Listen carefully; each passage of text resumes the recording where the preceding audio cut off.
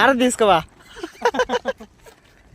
అమ్ము నీకు చూపిస్తా. నేనండి మీ తిరుపతి అబ్బాయిని. ఈ రోజు సండే కావడంతో మా గ్యాంగ్ అంతా కలిసి ఏదైనా ప్లాన్ చేయమంటే మేము ఒక పెద్ద ప్లాన్ అయితే చేసామండి.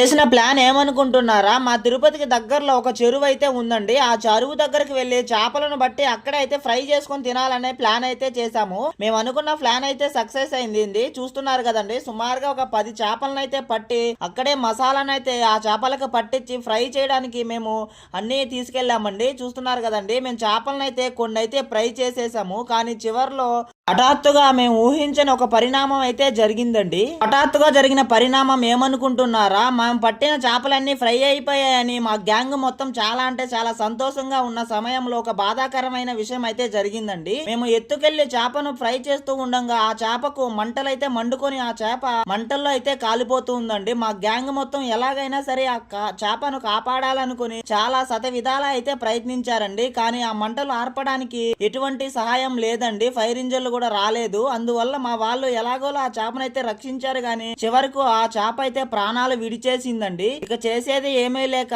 ఆ మంటలను మేము ఎలాగోలా ఆర్పేద్దామని మా టీం అంతా కష్టపడిందండి. కానీ చివరకు ఆరిపోకపోవడంతో ఆ మంటలను మేము డైరెక్ట్ గా ఆ పెనాన్ని నీళ్ళలో అయితే వేసేసామండి. ప్రమాదము ఏ చేపకి జరగొద్దని నేను మనసారా ఆశిస్తున్నానండి. అందువల్ల మేము ఫ్రై చేసిన చేపలను అయితే ఎలాగోలా తినేసామండి. కానీ ఇటువంటి ప్రమాదము ఏ చేపకి జరగకుండా ఉండాలంటే మీరు ఈ వీడియోని మీకు తెలిసిన ప్రతి ఒక్కరికి షేర్ చేయడం మాత్రం అస్సలు మర్చిపోకండి. ఈ రోజు మా గ్యాంగ్ మొత్తం చాలా కష్టపడడంతో చూడండి అలసిపోయి భోజనం అయితే చేసేసారండి. ఇంట్రెస్టింగ్ వీడియోలు అయితే మన ఛానల్లో ఇకపై వస్తాయండి. వాటిని చూడాలనుకుంటే వెంటనే మన ఛానల్ ని సబ్స్క్రైబ్ చేసుకో గోవిందా.